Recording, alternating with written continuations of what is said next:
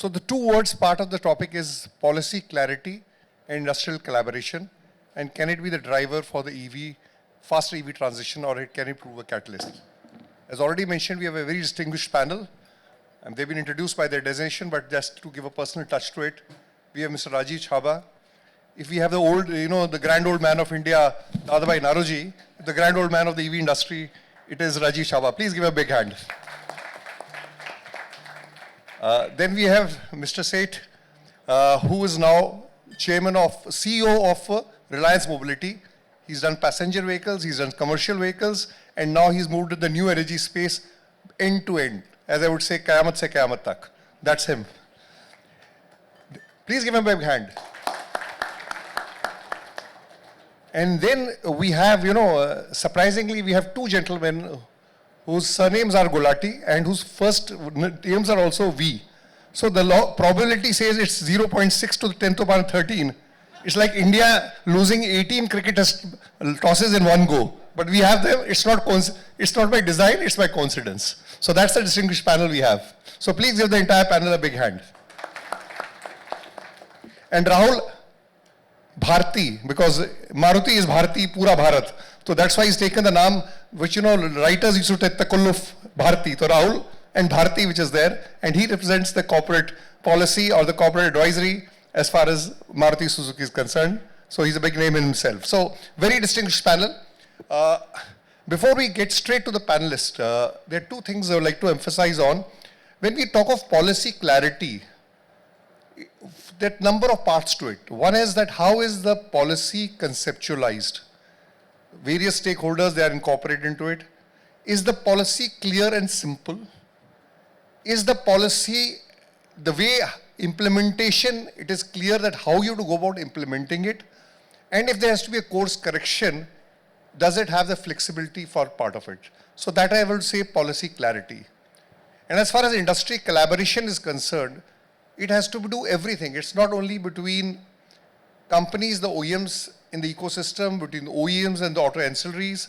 There are other stakeholders. There are the educational institutions, institutes of learning, the IITs, or there are various industry bodies, or there are various infrastructure providers to the part of the ecosystem, charging, battery, various things.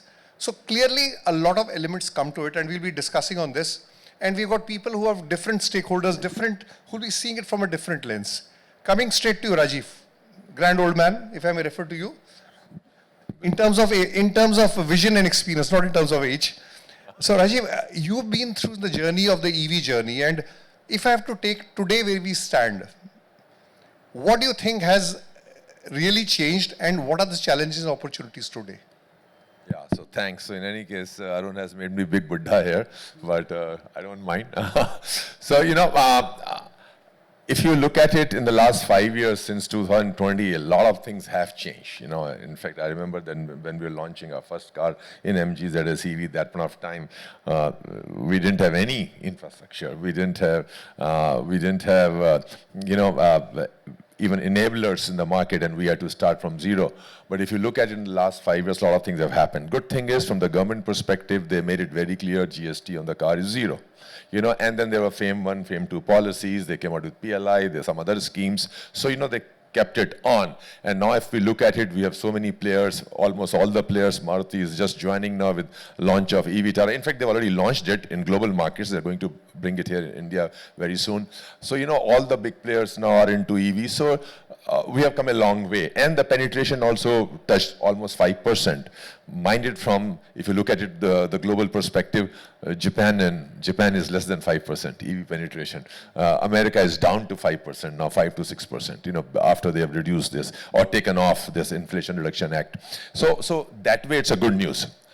But we can do better. We can do lots of things. And in terms of improvements, it starts with not only EV, let me call it new energy vehicles, because India requires all kinds of technologies, which is good for this country, consumer and environment. And EV is a great solution, but there are strong hybrids, there are plug-in hybrids, there are some fuel cell vehicles, lots of things can be done on that. And after this GST tinkering, I would say I'll give benefit of doubt to the policymakers that maybe inadvertent consequence has been that the gap between ICE and EVs have gone down, and some other technologies which I think they need to do, which I just said. So improvement can be done. One more thing I'll say, we are good in creating headlines in terms of policy making, but true monitoring and implementation is the key. And there we may have announced, the government may have announced a lot of schemes, but what's the true implementation? I think that's also, we need to see it, apart from ecosystems like charging infrastructure, things like that, a lot of things can be improved. So, Rajeev mentioned we have come a long way, but there's still a long, long way to go. And you mentioned independently something has happened for the positive and various things are happening. Coming to Rahul, we are talking of basically clarity of policy. Now, if you look at this policy, when we talk of for EVs, one side is the FAME policy, which is now the Prime Minister e-Drive, which is a demand incentive creator, which now has been reduced dramatically. Then you have the production linked incentive and the advanced health chemistry. And then you have this taxation structure, which is the GST, which has been changed, which Rajeev alluded to. So when you look at all that, what do you think has really changed for the better, that where we stand today, is there a complete clarity? Or is it a cacophony, or is it a symphony? I think the government has done a lot, and possibly more than they could ever have done, if I look at the other countries of the world also. If we just add up the three elements that you just spoke about, the e-drive, the PLI, the GST benefits, and if we add the state policies also, you didn't mention. State policy, yes. Yeah, they also add up. They almost give you anywhere between a 5 to 9 lakh rupees per car benefit, which is substantial. For a country like India, it's substantial. Honestly, the government has, at least the central government has done more than anyone could possibly, and it looks like it will stay for some time, which is very positive. I think there are lots of steps where industry has to now chip in, or state governments have to chip in.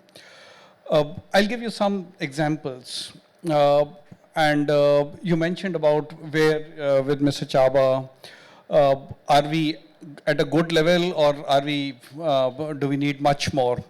I would say India frustrates you in the short term. The growth pace frustrates you in the short term, but it pleasantly delights you in the long term. So over a long term, we suddenly realize, oh, we have done so much, we have covered so much distance. And why I say this is, because today is a stage where a lot of foundation building is happening, and foundations are not visible.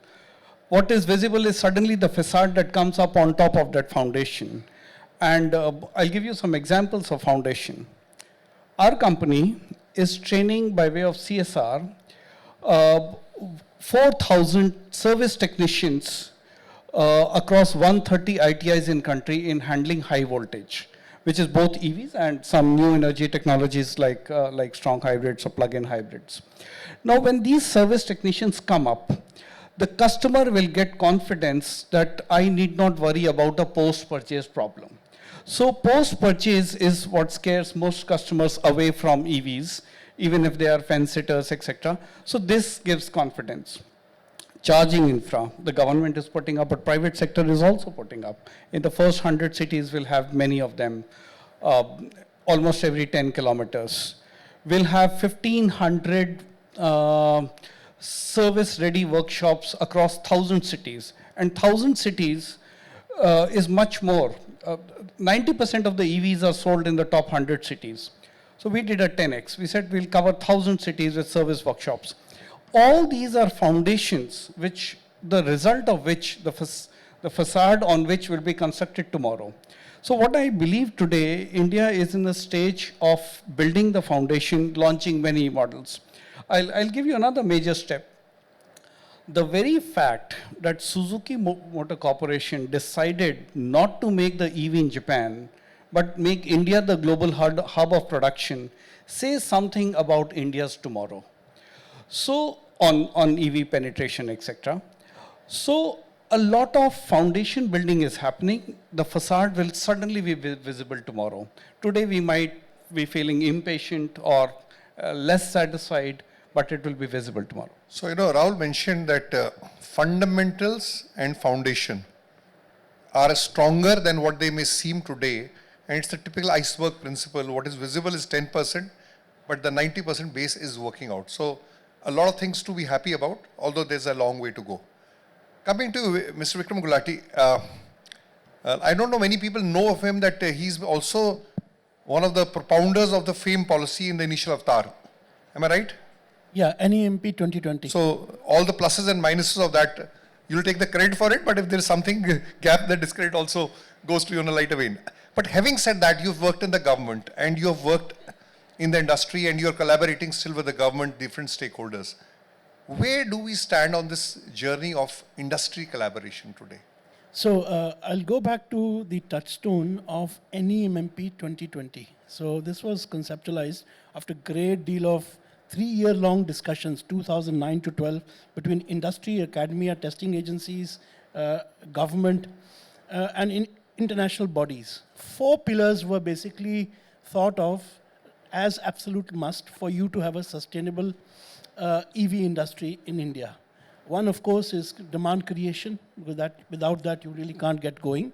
The other one is supply side interventions, because demand incentives can only kickstart. It's basically going to be the supply side policies which enable the local ecosystem to come up that make the new industry sustainable. The other one, absolute enablers, were basically the charging infrastructure, given the nature of the beast. And the last one, of course, the R&D piece. If you evaluate where we are, in terms of demand, and I agree with Rahulji, government has done much beyond even what we could have conceived at that point of time. So demand side, definitely huge, FAME 1, FAME 2, PM-EA drive, state government chipping in, income tax, GST, all of that has done enough. And therefore, visibility in terms of penetration is there in all the segments. If you look at the supply side, again, a lot of policies have come up in terms of PLI and many others. But here you have 2 challenges which are visible today, which becomes, very something that we can talk about in the next piece. One, of course, is the inherent challenge of creating the ecosystem, where you lack the value chain in terms from raw material to the components that go into some of these key sub-assemblies and parts like batteries and motors, etc. Access to that, and scale, limited access to scale, etc. And the other one is now just emerging, which is the geoeconomics and geopolitics. The emerging trend of denial of raw materials or technology, or even, let's say, access to process engineering around this. So these are the 2 big pieces that pose challenge. As far as charging is concerned, a lot has been done, but I think the big piece that we have to solve as a nation is the back end, the augmentation that is required there. And here it's basically around power reforms, which is a political economy issue. Something that's going to be absolutely must to solve, to create this entire new industry, become completely sustainable. The last piece is something that I'm very sad about. It's R&D. When we started out, there was a big focus given on R&D, primarily. When I say R&D, it's not the high TRL R&D of 6 to 9. It's a low TRL and R&D that we were talking about, making 4 centers of excellence. One was created way back in 2013-15, NFTDC for motors. And the thinking behind this was there is plenty of talent in India in the various CSIR and other related labs in the country. Can we put in a Fraunhofer kind of a model where this resource, along with industry, along with academia, can come together to create an ecosystem where you overcome the challenge of denial of access of technology, which was perceived at that time as well. So overall speaking, I would say that's how it sums up in terms of where we are. So Vikram, you talked of, as far as the government policy is concerned, a lot has been done. And if I have to take you literally, you say Don't ask what the government can do for you. Now you ask yourself what you can do for the government or for the industry or for the customer. And there are some basic issues which are foundation and which you talk of policy, they are a critical part to it. Coming to you, Nitin, you have covered, in your life, you have covered passenger vehicles, light commercial vehicles, heavy commercial vehicles. And now you are spearheading Reliance's effort in the new energy space. And when we talk of new energy, one is, it is technology agnostic, but I think there are basics such as which Vikram Gulati referred to, foundations which are there, charging infrastructure, sharing of resources. Is the policy clearly that setting up a charging infrastructure? Various things which are behind the scenes, and unless you get them right, you can't, they can become showstoppers or they can become catalysts the way you do it. I want to know your perspective, how it's the present position stands. Thanks, Arun. Can I slightly digress? Sure, sure. Cut back to 1995. Okay. I'm just taking, why I'm giving you a message to you. We had a mobile phone that time. Incoming call 16 rupees a minute. 16 rupees those time. And you will now not pick the call because 16 rupees will be charged to you. So you will go to a landline and dial because somebody is calling you. Or you give a missed call. Or missed call. The point I'm saying is it took 30 years to get incoming call free. And what is today you're selling is only energy or waves or data. I'm looking this industry from the same point of view. After some time, I think sales are the same. Most of the guys will have same kind of sales from 3, 4, 5 companies. It will not matter whose hardware you're using on. So it's a question after some time is going to be selling energy. Now to sell energy, you will need infrastructure, whether charging infrastructure or a good vehicle. Or what Rajeev just now did with Winster is to sell battery as a service. It's actually selling an energy. It doesn't matter whose hardware it is selling on. Tomorrow, the EV industry will actually go through a same phase what telecom went through. It took 30 years. It doesn't matter today whose instrument you are using on it is Samsung, Apple or ABCD, but what you're buying is actually data. Incoming call is free. People are paying you for waves on the data and then you are being charged. Energy companies make more money than the hardware companies. Don't take it otherwise. We will take it probably. It helps you invest in the right companies then. So the problem is EV industry today is in a phase which over next 5 to 7 years will become agnostic to mostly the hardware. It will become who gives a better energy, in terms of per kilowatt. Same thing what happened to cells. It was $1,000 per kilowatt maybe 15 years ago. Today you are getting quotes for cells at $45 to $50, not 55 somebody mentioned in the morning call. It is $45 you can go to ex-China. Question is $1,000 has become $45 per kilowatt. Same thing happened, 16 rupees a minute to a free call. Take it in the same message. What government is trying to do is to get policies right. Then after some time when the policies become right, the people who bring energy at a lowest cost to the end customer will actually be the winner. So it is about data, it is about the energy and all the infrastructure around energy which can be, in earlier days used to be say who will put more telecom towers, then telecom tower became sharing. Same thing I'll put it back to the chargers can become sharing. Then it comes to the question is who delivers the lowest cost per kilowatt hour for charging. The moment you do that and if the battery inoperability happens or swapping happens, then it will become agnostic whose motorcycle you are driving on or two-wheeler you are driving on. Customer will start buying energy and the people who give good service and a good energy will actually be the winner. All the discussion we are having today is the way telecom industry went through. And then after some time it got settled. There's a different issue. There were 14 telecom players, there now is 2.5. So clearly after some time... 2.5, huh? That's an important point. Yeah.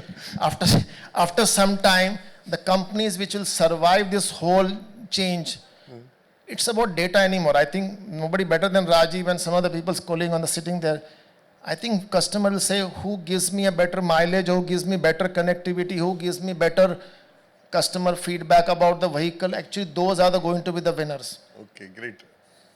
So, digressing slightly. Not digressing. You took a very important point, But I only hope what telecom industry has taken 30 years, we don't have the luxury of time to take 30 years. If time 10 is also too long, we were talking of 2030 in the morning, we were talking of, so there's a lot of learnings there, but I think you'll be saying technology agnostic and value. Customer should see a value. What is done at the back end is a material part of it. Hardware is okay. Somebody who sees and you said sharing of resources. Now, just one short question. Is sharing of resources happening?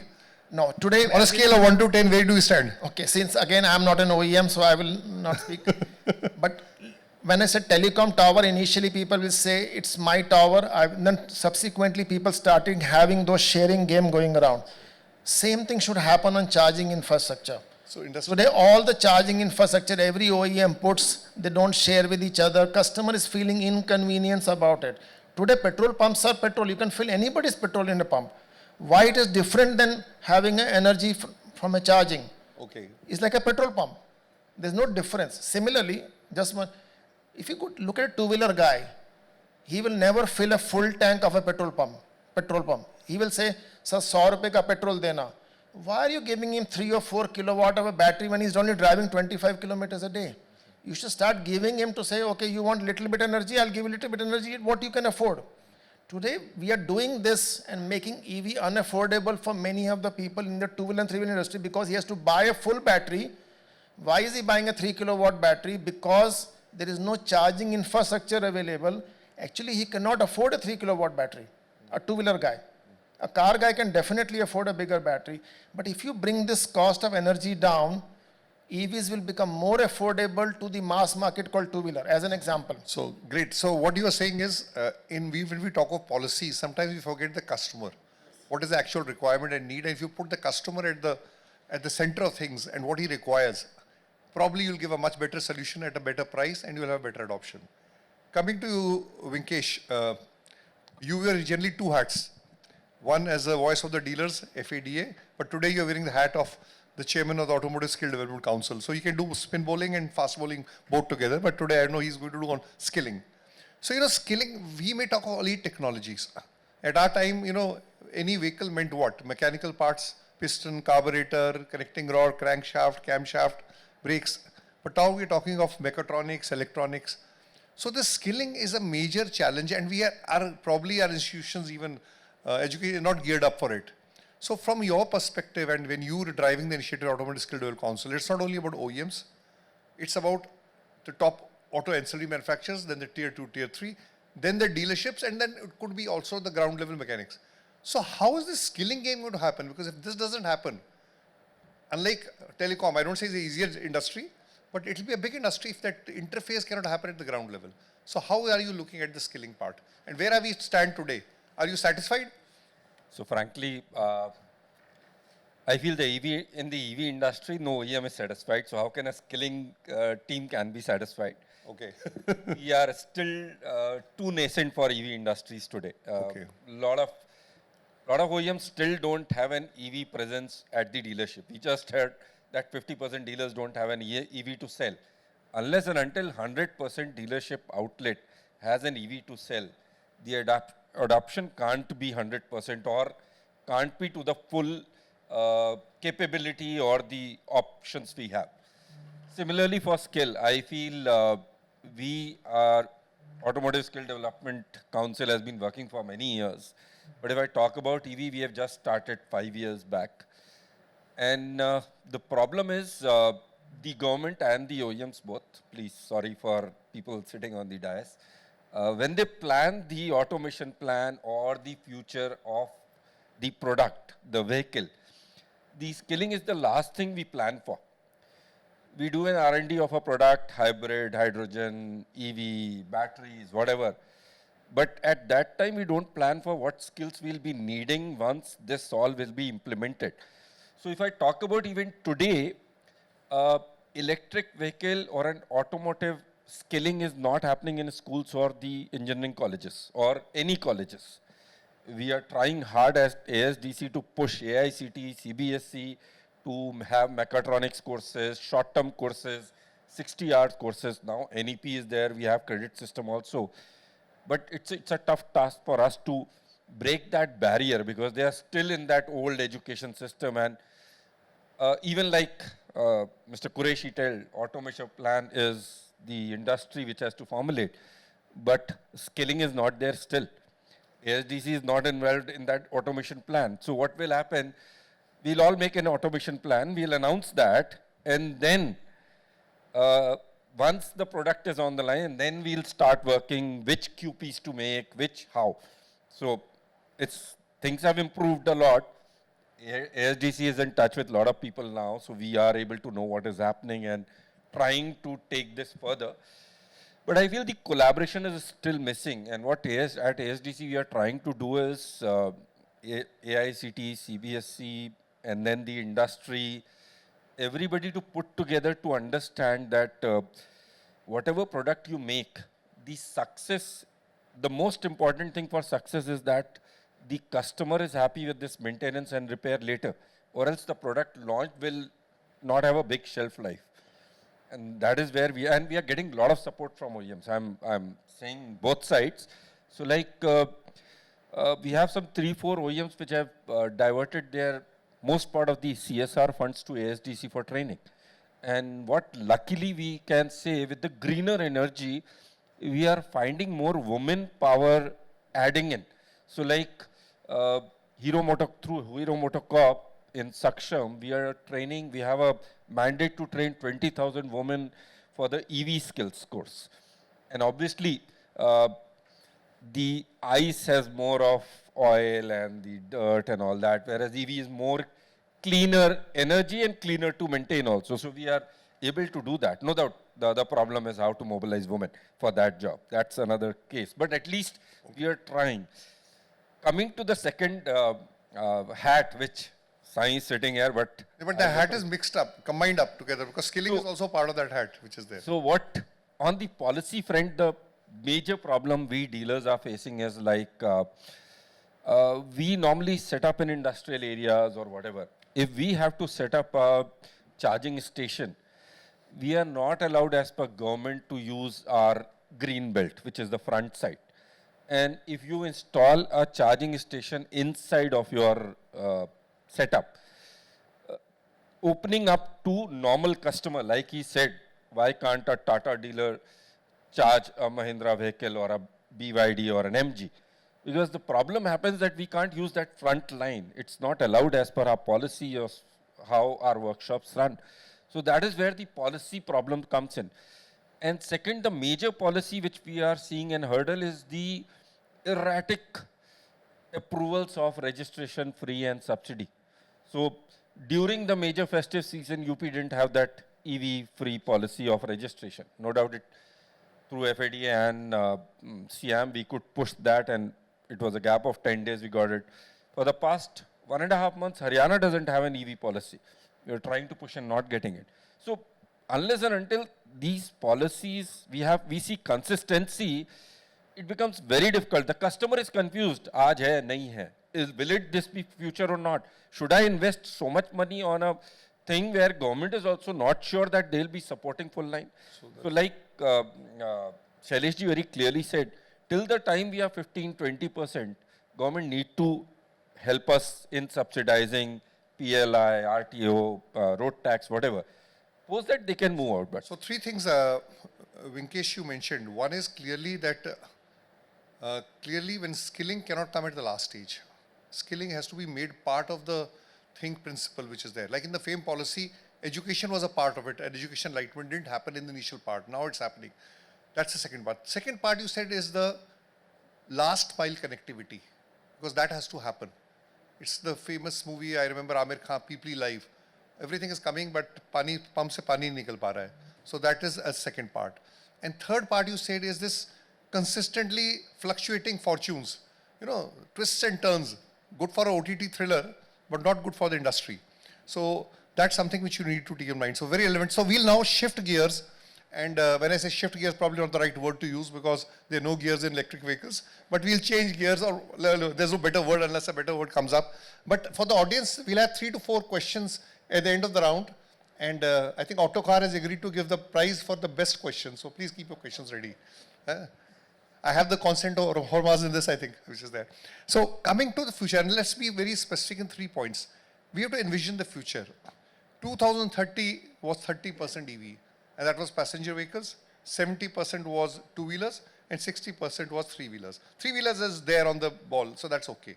And now this thing 30 got changed to 10, but Shailesh and Anurag said, no, we can go 20. But the problem, the issue is we are at 4.8% in passenger vehicles. And if you go to 20, it has to be, you have to hit 4s and 6s. And the problem hitting 4s, 6s is you can get caught even somewhere in the deep. So let's talk of 2-3 steps. And for this policy, say collaboration looks a bigger issue which came out in the entire thing. So Rahul, will start with you. What do you think various stakeholders, what is needs 2-3 things, big things done so that we can achieve it? We have the resources. We can't ask for more resources, more policies. Limited We can by have resources. streamlining the policies, or we talk about better collaboration. So what are things required to be done? Even before I answer your question, let me refer to his about skilling comes last. At least for our organization, the responsibility of a market leader is that skilling comes first. So even before our EV is launched in India, 4,000 service technicians are out ready to be recruited by anybody, not just Maruti, so that customer gets confidence that after he buys his or her car, it will be taken care of well. I'll now come to the interventions. I had mentioned earlier also, the central government is doing a lot, possibly 8 lakhs a car for a country like India is no less, and it is better than many richer countries of the world. So, and there are several policies around that. A lot needs to be done in the state governments in implementation. So, for example, the biggest hurdle, as Vinkesh also pointed out, in developing charging infrastructure will be the availability of land. He referred to this because When the dealership is outside the you can't use dealership, your own infrastructure, own place also. today, there is a catch-22 situation. People who have invested in chargers have very low capacity utilization. And it's very surprising that something that is severely constrained itself has very low utilization. So there's a chicken and egg story for some time that will continue.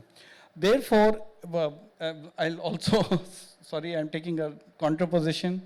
In the long term, things may be very different, but the path is also important. So in the next 5 years, people who have made investments in charging infra, they need to recover their investments. If long term was so critical, many companies would have invested in making cells also in India. It's only the intermediate path that is proving difficult. So issues in the short term, like first we need to be very granular in where to put up charging infrastructure. I think it's a very generic word.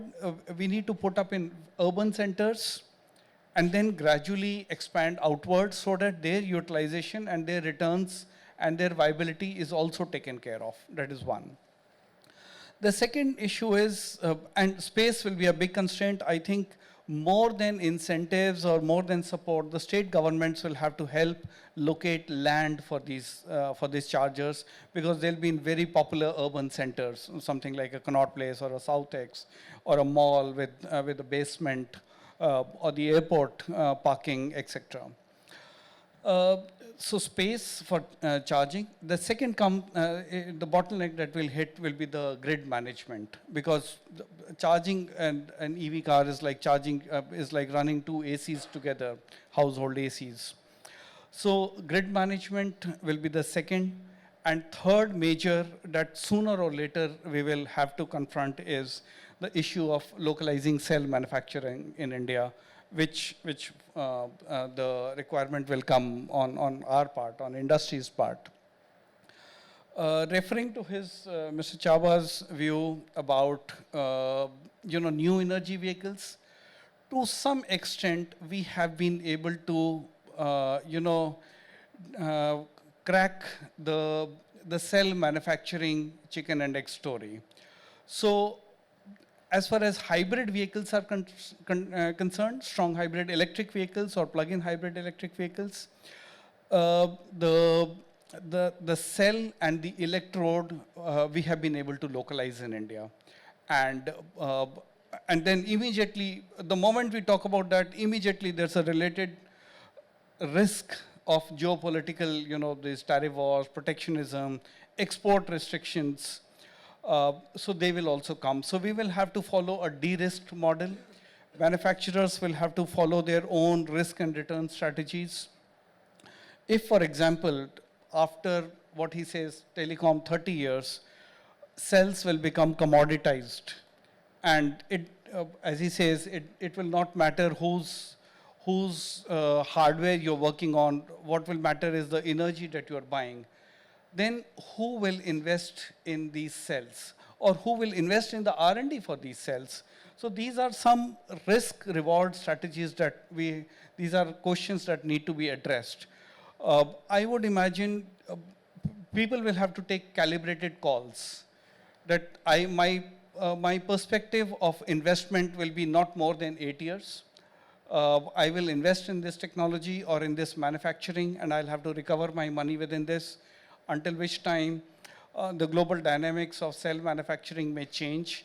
But certainly charging infra and the space for that, and a very stepwise approach. If you go too much, if you become too ambitious and you put up infra in places, let's say highways, and they never get utilized, the utilization in cities is below 20%. On highways, it may become much lesser.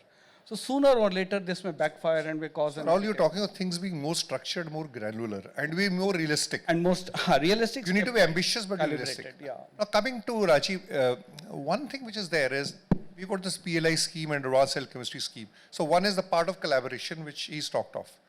Now somehow the budgets are fairly good, 25,000 crore, 20,000 crores.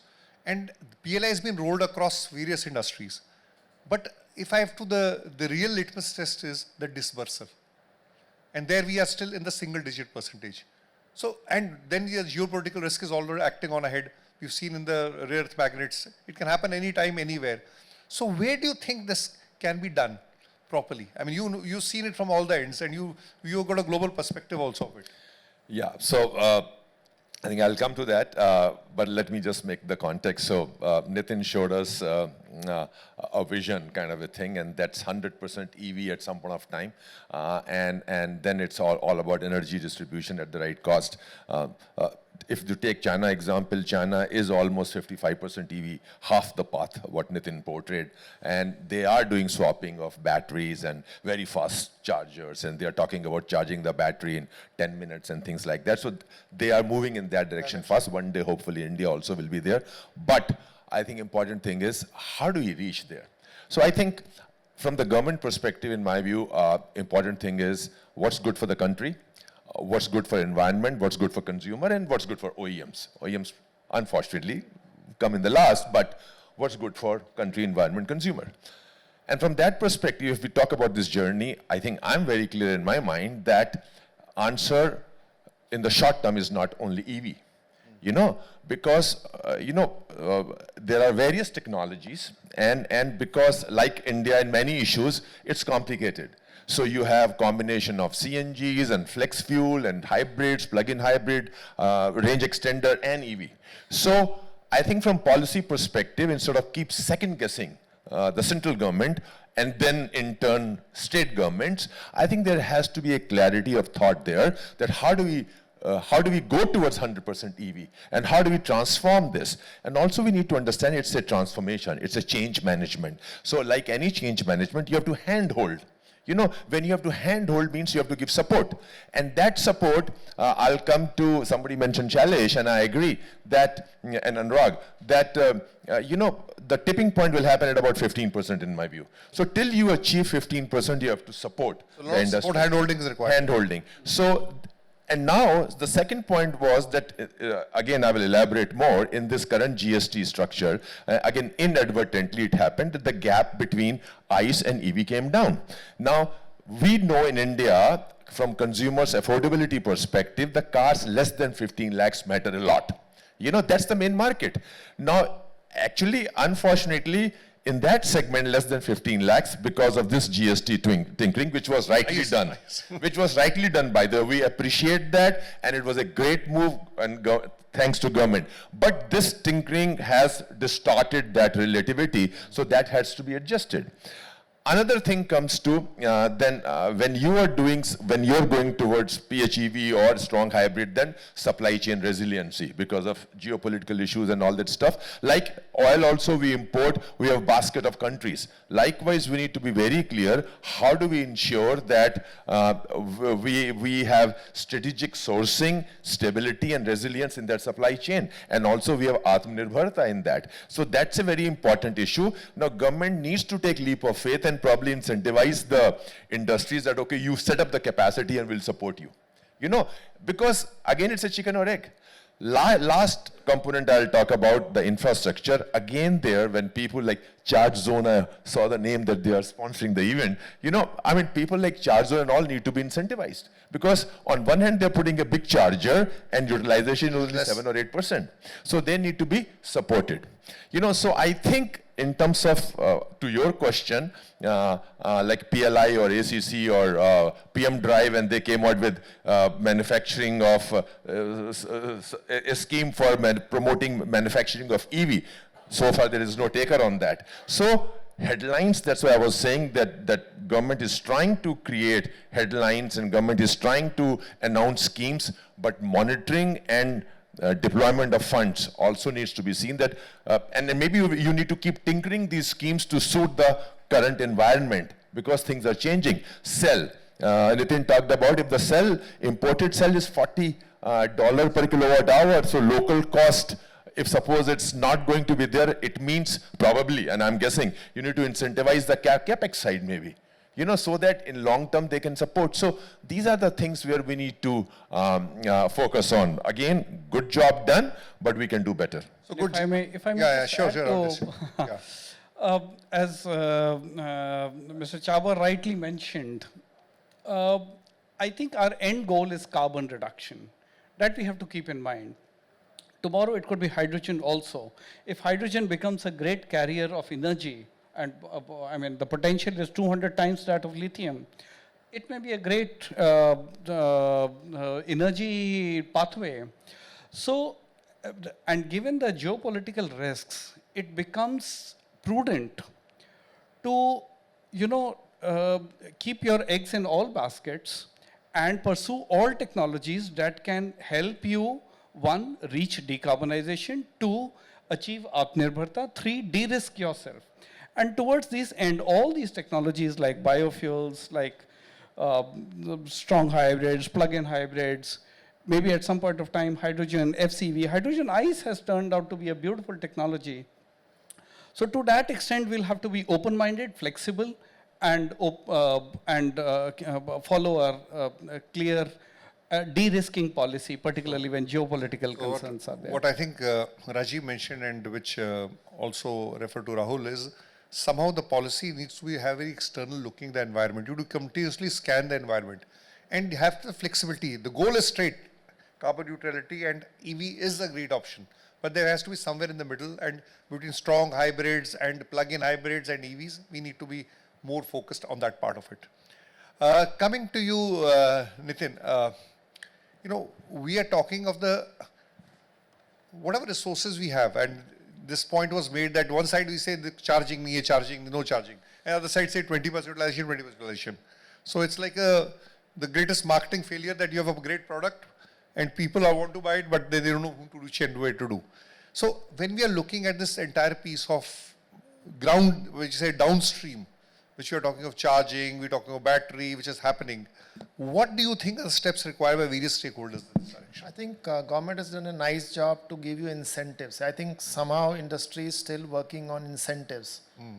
I think we have to move away from incentive to, let's say, what are the structural enablers? When I say enabler, part of the points my colleague said, one of the things is how do you standardize charging as a protocol? Then swapping or interoperability of the charging. Similarly, how do you even swipe your money at a charger? There are, each company is trying to do its own part. Customer is feeling very inconvenient if I have to. Single interface is not Interface is not there. I think government has to say, we have done enough for incentivizing to the industry. Now we are going to move to enablers. And when we say enablers, I will take the role to say, I will provide land, I will get into charging protocols, I will get into swiping properly, I will invest on it. You guys invest on your part, which is your vehicles and everything. I will no longer going to give you X incentive, Y incentive per vehicle. I think they have to move away from that. I think I will go into infrastructure. Second, rightly picked up, we have to move away from domestic value capture. Today, the biggest issue which we are all EVs hanging on, let's say as an example, is DVA. cell. Now, none of us can invest in cell individually. Government has to say, I will get into the R&D investment of money towards cell and other BMSs of the world, which today is imported, and therefore you are always sword hanging on you. I invest at cell, at PLI. You look at the example, a 50 gigawatt of PLI of cell was introduced in the country. Government gave incentive. Not one company has put the facility for cell. Because the rate at which PLIs were given, today the rate available today, landed is lower than what PLI government gave. Question here is, And if I may add, we put up a cell manufacturing facility, electrode also, without that incentive. I agree. No, today the rates available, landed cost is lower than the PLI rate. The government is saying, because we have zero domestic value capture, we don't have control on the material, therefore you're hanging on sword on the top of the thing. So if you don't have, that means we are doing no R&D. We are only being a follower to somebody in terms of technology, follower. Same thing is going to happen on chips or rare earth or anything.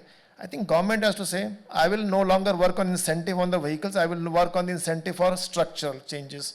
I will work on domestic enabler, not only cell or motor or BMS. I will have to give you more PLI towards raw material. I will help you out for 5-year forecast into raw material requirement for you to capture that. I will give you PLI for raw material rather than just cell alone.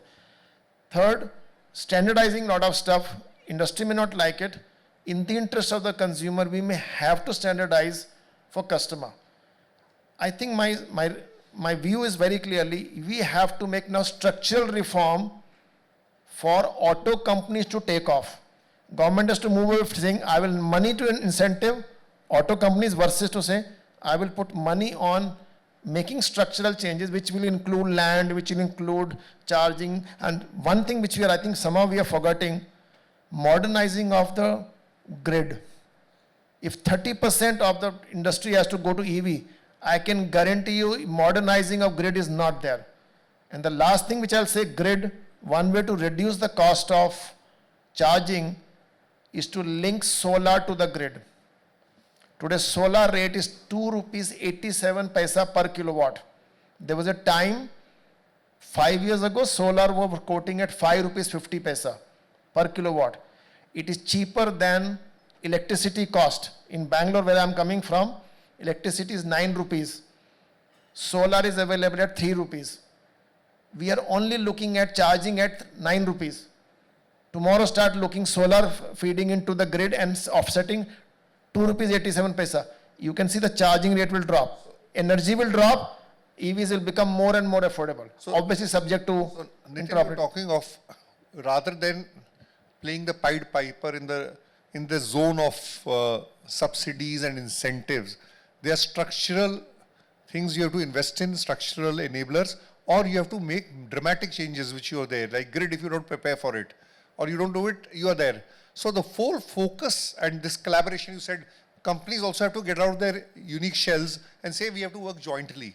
There's something good for the country. If 10 people do 10 different resources, that's an important point. Coming to Mr. Gulati, I mean, I'm talking to the first V Gulati. I mean, even I was saying that Vinkesh and VI, the second, third letter is also common. I don't know how much commonality will happen. So if that commonality happened in the joint working of the companies, it would be very good. Both live in Delhi. Both live in Delhi. So, and their offices also nearby. I think his office and Siam's office is quite, or FED office is quite nearby, just 2 kilometers away. So everything is common. So coming to Vikram Gulati, I think he's touched upon a very, Mr. Sheth has touched upon a point, and you've seen the government at close quarters, both from this and then. So policies are there. I think the bigger challenge which we are talking of is how do we make those policies work for everybody, and if those policies have to be tweaked or twinkled without really increasing the budget, how to do, and how collaboration can happen. One area which we've not talked of is, in abroad, the centers of excellence are also the educational institutions. They are the fountainhead of innovation and R&D. Are we doing some good work on there? What could be done on that area? So let me just point out 4 clear, very visible realities that we must look at. One, 15% of national GST collections come from automotive. As the penetration increases, it's a double whammy for the government. One, this collection gets hit. Second, it's incentivizing and money is going out. And remember, there are too many people, too many sectors that are more deserving for incentives and subsidies, etc., than automotive. So this is one reality we have to deal with. We may wish for incentives to continue till 15, 10, whatever, but this is something that we have to look in mind. Second, and I agree with what you were saying, that the government's, what is the government's key objective? It's not to look at anything else, but like what was mentioned by you, is to look at how to reduce fossil fuel consumption, how to create jobs in India, how to do manufacturing. Therefore, its resources in the future are going to go in that direction only. Another reality. Third reality, very visible now, is around geopolitics. Much has been spoken. There will be possibilities of denial of parts, denial of raw materials, denial of technology. This play will not only be inter-country, it will also be impacting companies, how companies compete with each other. So I can, as a company, I can supply a battery or a full vehicle, and I can also supply a cell. I refuse to supply the cell at a competitive price to my competitor, and that gives me competitive advantage. That's a reality that we're looking at in the future. And this is very deep core. Third thing that we have to look at, and I agree with you, is charging is a lot of things we talk about, but it's really about the back end, the infrastructure, that it's around political economy issue of the power reforms. So if you look ahead, to my mind, it has to be about collaboration, very clearly. It's about R&D, core R&D, the low TRL R&D that we have to get going. It can't be done by government alone, definitely not. It can't be done by the R&D institutes that are there. We have very good, talented CSR labs and other labs, but it's about integrating them. I think this should be priority number 1 for the country in terms of long term. Short term, maybe buy out some technologies, like we're buying out some raw materials, etc. But most importantly, at this juncture where we are, we also need scale for, let's say, cells to components of motors or motors, etc. And that scale needs to be additive. So if you look at China right now, the fastest growing electrified technology for the past 3 years has been plug-in hybrid. It's a practical, sensible thing, because you can be running on EV mode for more 95% of your time, and when you need to go for long distances, you don't worry about the charging infrastructure at all. That realism has to come in, and the key thing about electrified vehicles, whether it is strong hybrid with gasoline, strong hybrid with, let's say, flex technology, or a plug-in hybrid, or the two combinations, or EV, they all have common EV parts. That can allow for greater consumer adoption at a faster rate with much less dependence on incentives, etc. And that can get you the scale which is needed for people to come and invest. So I think these are the things that we really good, a lot of food for thought. Coming to Vinkesh, we're slightly short of time, so we need to probably, you clearly mentioned skilling is an area, and our problem is that in education and skilling or various things are twain. It's like Mark Twain, East is east, west is never a twain shall meet. It is meeting, but what needs to be done, and how can the various stakeholders be combined to make skilling as a great enabler and a catalyst? So frankly, this is the most important thing I already told you, and most of the OEMs are working towards it, like Maruti told about those 4,000 people. Government already has an ITI policy where they are asking industry to take over ITIs and done. I'm not seeing a lot of tandem going in because there are some policies or structural issue. But when you say tandem going in, you say synchronizing is not there. Something is there. So some policies, there are some money which has to be put in by government, somebody has to take it. Pehle aap is working, eh? Something. So I don't want to give the details here. So my point request with all the OEMs is, even if an OEM is handing over an ITI, I feel there should be a dealer partner also involved there. What happens actually is that even if Bharti has trained 4,000 people for high voltage something, and the local dealer partner is not involved, that means OGT is less, or the practical sense of going to them is less. And that's happened across whenever we are seeing on the ground. Second, what my thinking on skilling for future is that we have to, all the OEMs have to at least put in their 50% of CSR towards the skilling, at least. 50% CSR to skilling. They can do it directly, or they Like can. the government has put a percentage for CSR, you want a percent of CSR to put to skilling. Yeah, they can do it directly, or they can come through ASDC because that's a ASDC core is area. their body only. FADA, ACMA and CMS, all three come together to book in. So they can come through ASDC also only, or they can do directly. Like I told you, Hero did it. Bajaj is doing great with ASDC. Like we have a best program where we are, Bajaj is investing in some big colleges where they are putting in crores on robotic arms and all that. We are setting up a STEP program where we are opening training centers all over India. So there are a lot of things, Volvo, lot companies are doing, but I feel the effort which is needed to at least be ready for future is required. See, all the OEMs do the training for their dealer technicians and dealer team as a responsibility towards their customer. But unless and until the aftermarket or a normal technician who is not involved with an authorized OEM dealership is trained, we will not see the resistance towards adoption. Because normally, if you remember BS4, BS6 transition, it was a huge issue by the customer because their technician said, "Ye mat lena, isme def lagta hai, alag se urea lagta hai." A lot of things happened, but that was a compliance restriction, so we had to shift. But EV is not a compliance mandatory. We have to upgrade the aftermarket technicians also to accept all that. So two things you're talking of. One is clearly you mentioned that the EV thing, investing in skilling not only by the government, by the companies through their CSR budgets. Because you are investing in your same industry and for your customers. And second thing is you talk of skilling at a level which you have to do at the last point connectivity. Because if the tier 2, tier 3 auto ancillary manufacturers or the roadside, somewhat called the roadside mechanics, that's a very loose term used, garage workshops, they have to be done for it. So we are running out of time, but we have time for three questions. My only request is please raise your hand. The question should be in 30 seconds. The answer will be in 1 minute. If you want that question to direct to somebody, give the name. So question time starts right now. Question, yes. Yes. Please raise your hand and the mic will be brought to you. Yeah, come, please. And somebody with the mic have to run to them fast. Exactly. Thank you, yeah. Mr. Malhotra. And the person who's raising a hand, the last row, please, somebody come with another mic there. Yeah. Thank you, sir. 30 seconds, yeah. My name is Laksh. My question is for the charging infra for commercial vehicles, especially for trucks and buses. Presently, country has multiple charging standards like CCS2 and others. And OEMs, which are coming now in EVs, have their own dedicated and exclusive charging infrastructure they're building up. So how can policy clarity and OEM collaboration accelerate interoperability and open protocols, especially energy as a service, for trucks and buses? Because I think the question is more in commercial vehicles you're talking of. Rahul, Nitin, you'll take the question or somebody else will take it? I think you're still saying what we all said. If every individual company starts to put its own station, then utilization we spoke about 10%, 5%, that is the problem. And then you say it's not a viable game.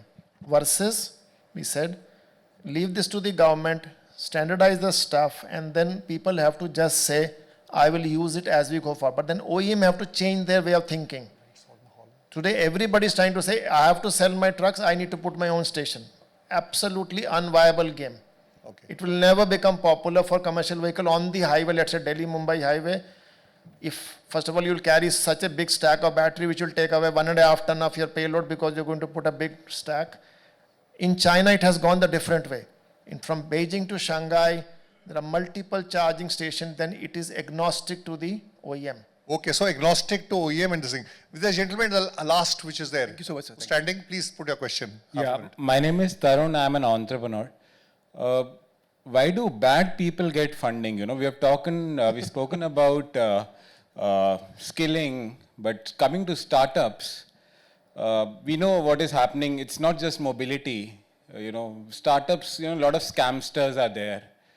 So, you know, I'm a first generation entrepreneur. So, this question is probably not relevant for this particular discussion, I must say. Policy is there, you know. So, you are saying the quality of policy implementation. Rajeev, you will take this question?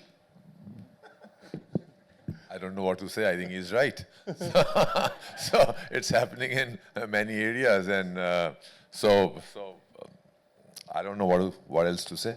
So, better clarity of policy and even the selection of people is... I think his question is pretty broad. I think it's not related to policy per se. So I think it pertains to many areas. Not relevant. Not there. I think the service. Yeah, this question here. Yes, lady is there. Yeah, you'll take the question. Yeah. Yeah. No, the mic is coming to you. Just put it in half a minute, which is there. And we'll take one question after that, the last. We're only running out of time. We are just, So my name is Dr. Radhika Kapoor. My question is that we are a power deficient country. So do you think our power infrastructure in the longer run will be able to take the load of charging at homes as well as on the highways and the cities? Nitin had talked of power. I think I just spoke about DISCOM and the issue. One of the things which I said today, one of the other issues which maybe Rajeev as a OEM, he was aware of it. Today, people are putting, because there is no data sharing, I'm not saying data security, if there is an agnostic way of sharing data, we do not know which pin code is having more vehicle, therefore where charging station has to come, because there's no data sharing between the various OEMs. So people are putting stations and then somewhere the load is high, somewhere load is not there. Unless we have a commonized way of working, like in telecom, you have agnostic way of data sharing, you know which tower is having more load, which tower is having less load. Today you are putting infrastructure without actually knowing how many customers are driving EV in a which particular pin code from all OEMs put together. First of all, there is no charging commonization. Then we don't know which, everybody is looking individually. Unless we have this reforms that we know where the load is, then DISCOMs can actually say, I can strengthen the load. So sharing and transparency. DISCOM is blank. Yeah. OEM is on his own, and then customer is at inconvenience, and then there's a charging company which is saying unviable. Okay. If I can just add just one bit. It's not really about the capacity. Capacity exists. It's really about the infrastructure, transmission and the last mile, distribution infrastructure. That's really bad. Okay. Coming to the last question, there are many people vying for it, so I just have to do, who's putting up, we'll go to the other end. Yeah, that side we are not gone. Yeah. Yeah, you're holding the hand. Please be brief. We are just running out of time. In the decade-long electrification journey, I think we would all agree that the passenger car has fallen behind in getting to the target of 30% by 2030. An ICCT, International Council on Clean Transportation report, says that if we are to be net zero by 2070, we need to be in the mobility sector 100% electrified by 2050, 20 years ahead. So the question is... My question is this. What could have been done better in the last 10 years that would have avoided hitting, as you said, 4s and 6s in the remaining period for getting to the 30% by 2030 target?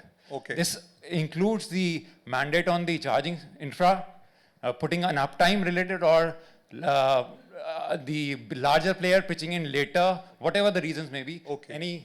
Yeah, Vikram, you'll take that question. I think ICCT has a one point of view. It believes that electric is the only way, but clearly hydrogen is there, ethanol, biofuels are going to be there, synthetic, carbon neutral fuels are going to be there. So that's one part. Second part, you look at India. We're not Norway. Look at our per capita income. Look at our infrastructure. Look at the availability of technology. I think the fact that we've reached 5% itself is something that we should celebrate, rather than try to beat it down by saying that what hasn't happened. So just look at the challenges we faced as a country. The consumer adoption is going to be the key in future, whatever you may say. You look at I think you were pointing out, US has come down to 5%. Europe is now moving in a different direction. You look at the geopolitical challenges that we spoke about. So I don't think we need to beat ourselves down. We need to be, feel proud of the fact that we've reached 5% despite these challenges. So thanks very much. I think we had a discussion on electric versus electrified the environment. I don't know whether it's a positive sense, it can probably lower the AQI, and the audience has been there many more questions which you could take in the lunchtime informally. But I think one thing which has come out is get out of this incentives and subsidy, move to structural reforms, and move to investment in real things, and better coordination, collaboration of stakeholders across the board. If we can do it, the future is ours. That's all from the group. Thank you very much.